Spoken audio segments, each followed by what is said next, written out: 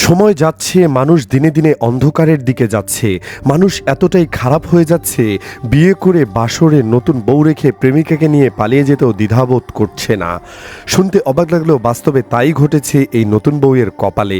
খবর নিয়ে জানা গেছে, বাসর ঘরে স্ত্রীকে বসিয়ে রেখে তার বান্ধবীকে নিয়ে পালিয়ে গেল বর।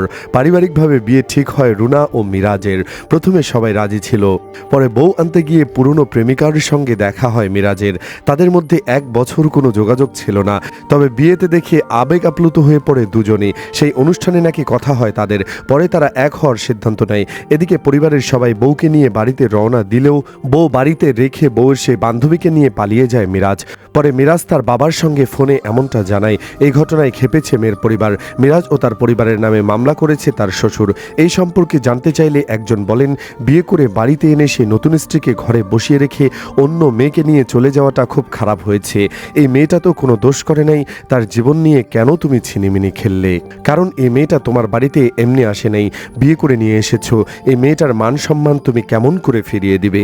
এই ছেলেটা আর যে মেয়েটা ওর সাথে চলে গেছে, দুজনকে ধরে আইন অনুযায়ী কঠিন শাস্তি দেওয়া দরকার।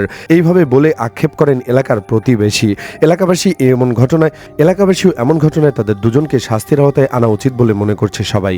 দর্শক, আজকের সমাজের অবস্থা দিনে দিনে কোথায় গিয়ে দাঁড়াচ্ছে ভাবা যায়।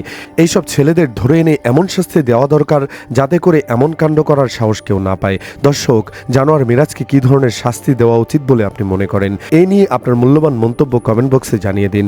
ভিডিওটি ভালো লাগলে শেয়ার করুন, আর আমাদের চ্যানেলে নতুন হলে সাবস্ক্রাইব করে সাথেই থাকুন।